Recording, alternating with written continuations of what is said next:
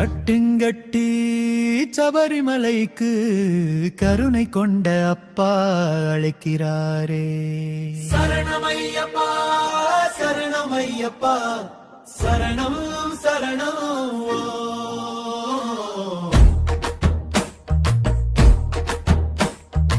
எல்லோரும் சேர்ந்து பாடுவோம், எண்ணிலா பக்தி சேர்க்கவும், மலைக்குள் நடை போட்டு ஏறுவோம், மனமொரு சத்தியம் செய்யுவோம்.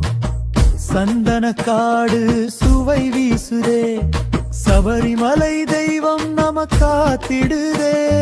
மாலை தாங்கி வணங்கி நாமும் மகிழ்ச்சி கொண்டாடுவோம்.